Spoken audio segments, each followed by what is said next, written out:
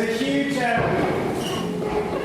irony in the fact that most of you know that when I preach, I never, or very rarely, use PowerPoint. Today, I had a beautiful PowerPoint all set up, ready to explore our vision together, and this is what's happened. Amazingly,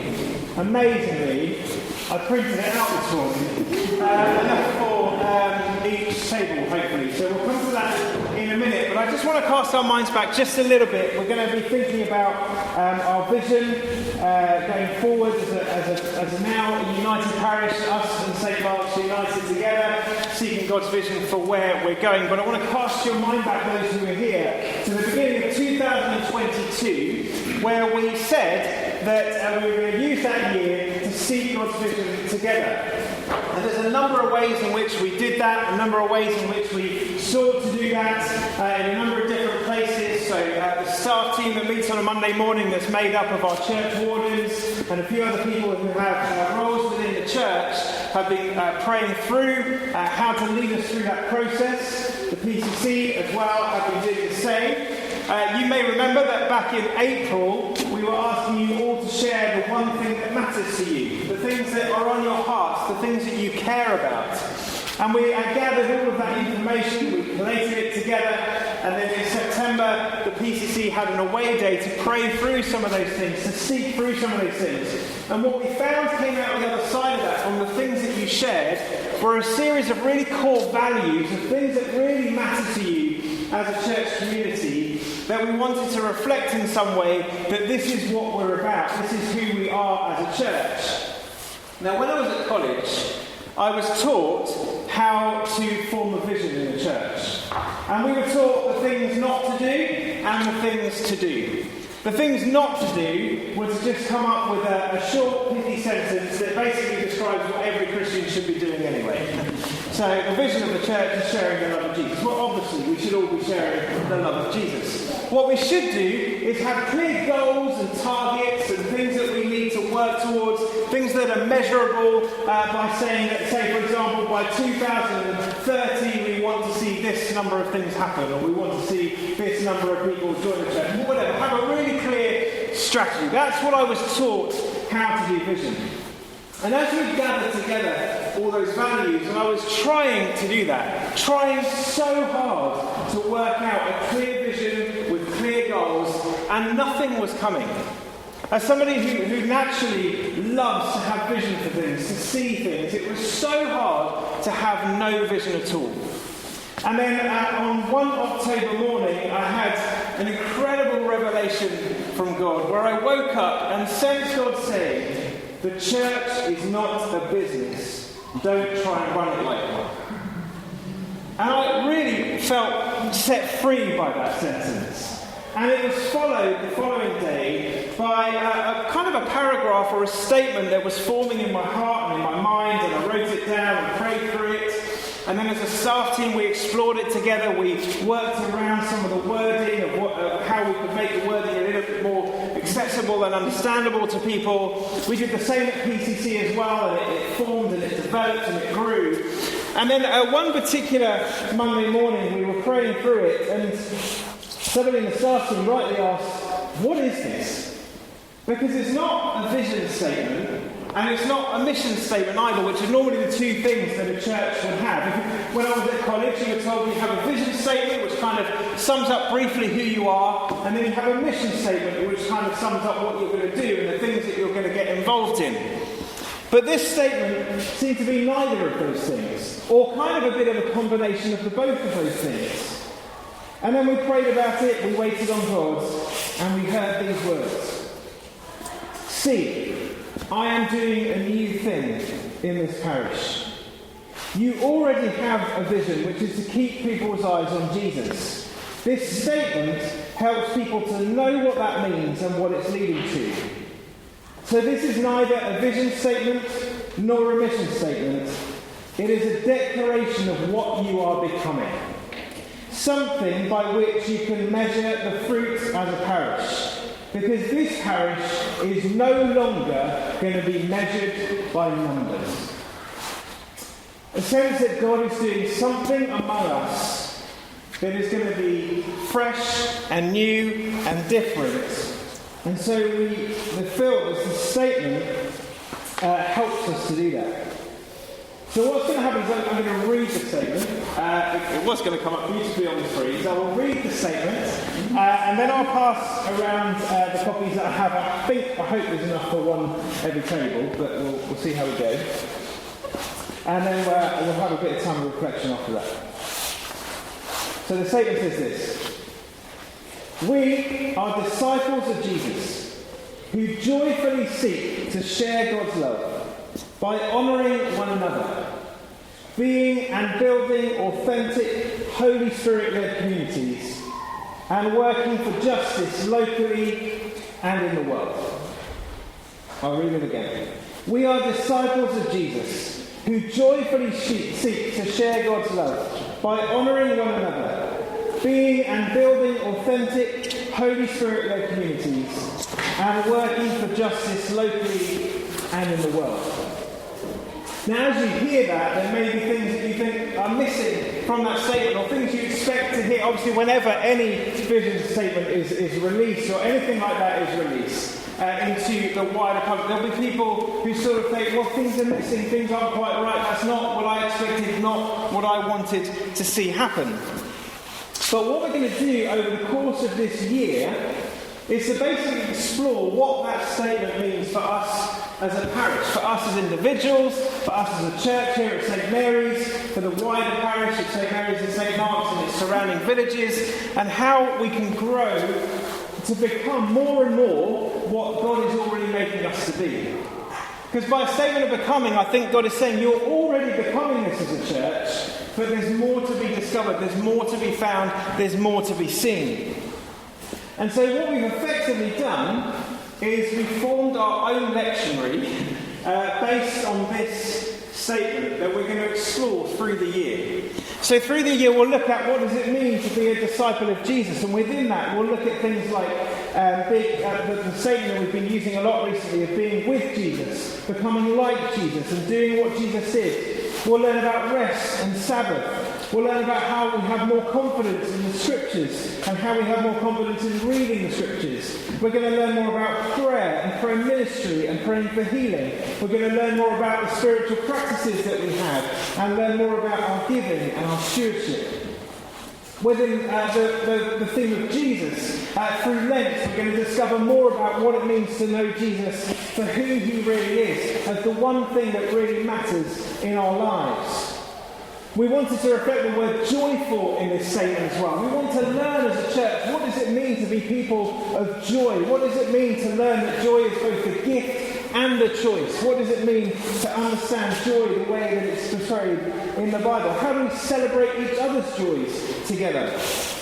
Within the statement of sharing God's love, we're going to learn what it means to grow as disciple makers. We're going to help and equip people to be Jesus at home, at work, in college, in school, wherever you're called to be. And to know what it means to know our story and share the story that we have. When we think about the theme of honour, which we began to explore a little bit earlier this year, towards the end of last year, learning more what it means to honour one another well, to have a biblical understanding of honour, and to seek the honour of others higher than we seek it for ourselves. By being and building authentic Holy Spirit communities, we want to create places where people are able to come as they truly are, where we celebrate the diversity that we have, where we discover the unique identity of each church within our parish. And when it comes to justice, we want to have a biblical understanding of what that word means, learning where justice is relational. We want to see people called and sent out to mission. We want to see them raised up to mission around the world, seeking justice wherever God calls them to be, whether that's locally or internationally. We want to see more people involved in mission than ever before in the history of this church. We want to be praying for our mission partners as they go out. We want to be supporting them as they come back. We want to be doing all we can to support justice in the world. We want to help people to live in right relationship with God, with one another, and with the world that God created. And we want to be able to steward well what God has given us. They're all things that are within that statement. And the idea is that through the course of the year, explore more what that means. And I was thinking still, but where does vision come from this? How do we see this as not just a statement, but where is vision? And literally this morning, I was still asking God that question. And as I was driving to St. Mark's this morning, I sensed God saying that the people of this church are going to draw vision from that statement. That as you grow in that, you're going to see, I've got my own vision for supporting this, for growing in this area, for serving in this area. That as you take the things that matter to you, you'll see where they fit into that statement. How you can help yourself, but also how you can help others to grow in an area with the thing that you carry, the thing that you care about. How does the thing that you care about help with justice? How does the thing that you care about help disciple people? How does the thing you care about help to build an authentic community here or in any of the other churches? And the hope is that you will draw vision, that we will all draw vision from this statement as we seek to become more and more the church, the people, the individuals that God is calling us and moving us to be. And all of it is dependent on Him and surrendering to Him and who He is in us, amongst us, with us.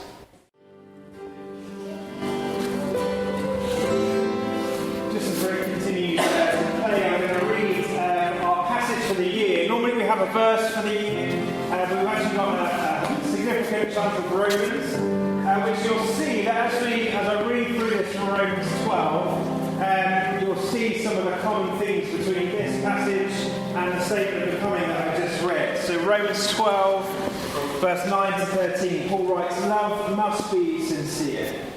Hate what is evil. Cling to what is good. Be devoted to one another in love. Honour one another above yourselves. Never be lacking in zeal, but keep your spiritual fervour, serving the Lord.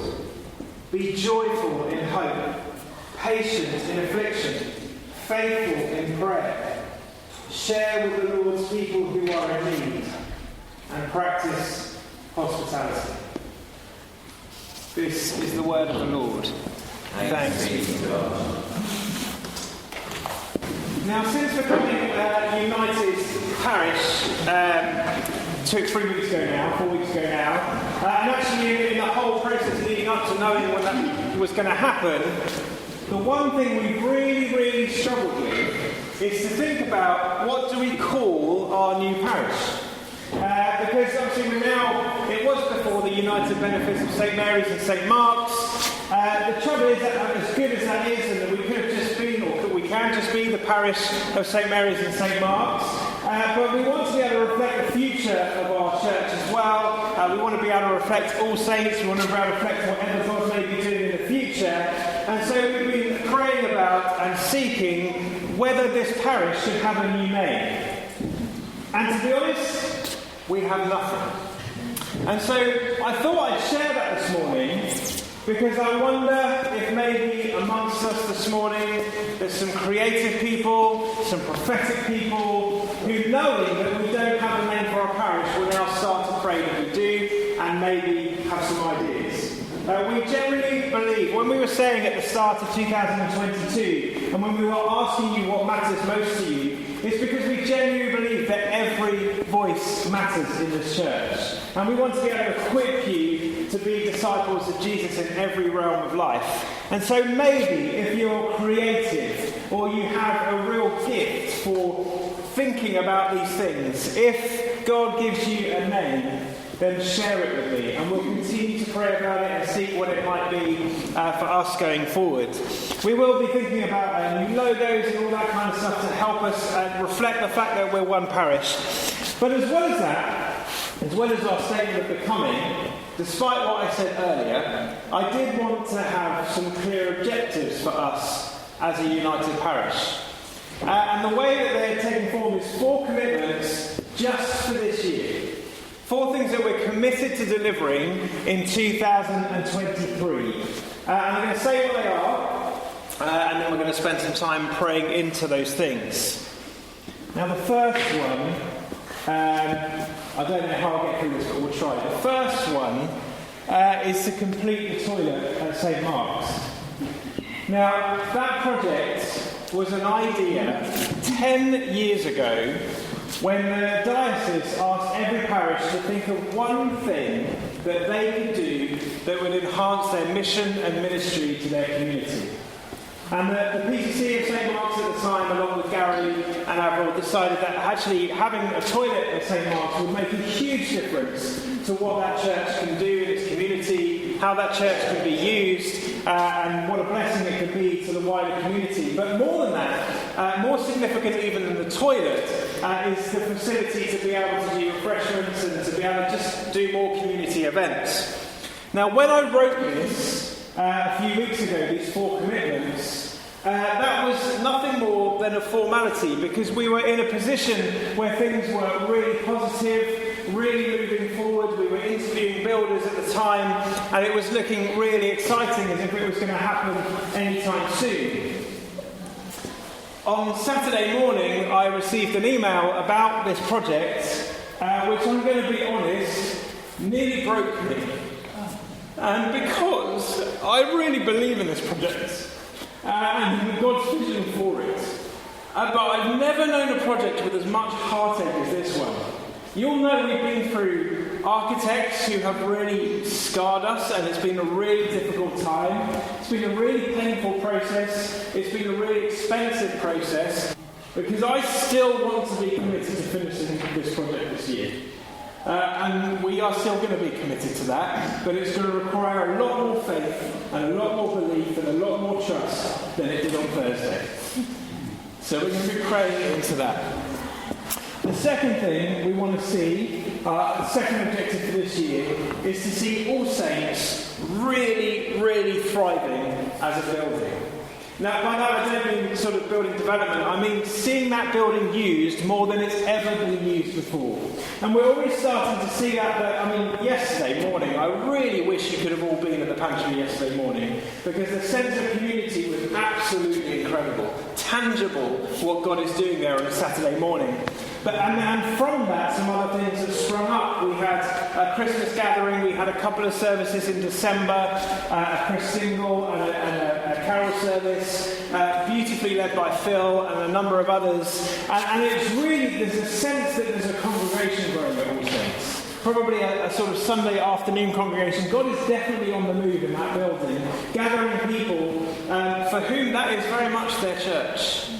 And we want to see that place thriving with activity. Not just so we're busy for busy's sake, but so that we're doing all we can to build those relationships, to strengthen those relationships, to give opportunities for people to encounter Jesus together at All Saints. To find that as a place of refuge and protection, which it was always meant to be and always designed to be. We really want to see that place thriving. And so that's another commitment. Our third commitment is the development and delivery of pastoral care across our parish, what is now across our parish. We've come to recognise that a greater number of people than before are in need of pastoral support, whether that's in visiting, whether that's in prayer, whether that's in just coming alongside. And we really want to develop pastoral care. And within that, we're seeing pastoral care, a beautiful picture that Sarah has, of pastoral care being an umbrella that covers lots of things, from our prayer ministry to how we support our children and young people, to visiting those who need visiting, to praying for the sick, praying for healing, all of these things that are covered under our pastoral care. And we really want to develop a team, we want to develop a ministry that's thriving in supporting people across our parish. And so we're going to be, over the next couple of weeks, be asking for people to help with that and be involved in that, and to give wisdom as to how we can grow and develop our pastoral care. So more on that a little bit later as the weeks go on. And the fourth commitment is another one that requires huge faith, belief and trust. But we want to see a worshipping presence in Pease Pottage by the end of this year. Really believing for a worshipping presence in Pease Pottage by the end of this year. There's a couple of things involved in that. We're seeking God to just reveal who the people are that are going to be involved in that. He's already started to do that. Also revealing places and venues that we could possibly be. It's probably going to start as a house church, start very small, for a small beginning, and see where it goes. But before then, we want to see a worshipping presence and peace pottage. And part of that is going to involve an element in prayer of saying sorry to God and saying sorry to the people of Peace Pottage. Because 30 years ago, St Mary's had a church in Peace Pottage that was shut down for all good and right reasons, but it's never been replaced. And so we are believing that this is the time where there will be a worshipping presence in Peace Pottage. And we want to pray in faith that that's going to happen. We want to trust that God is going to call people to be part of that, raise up the people who are going to lead it, show us where it's going to be, and all those things. We're really believing for that. So our 4 commitments: to finish the toilet at St Mark's, which requires more faith than we've ever had before. Seeing All Saints thrive as a place of worship, of community, of ministry. Developing and delivering our pastoral care and having a worshipping presence in Peace Pottage by the end of this year. They are what we're committed to for this year. We can't do any of these things without you. Unless you build a house with labour in vain, so would you move amongst us? Would you go before us? Would you go with us? May we be surrendered to you as individuals and as a church and as a parish. God, it's all for you and for your glory, that we may see you build your kingdom here.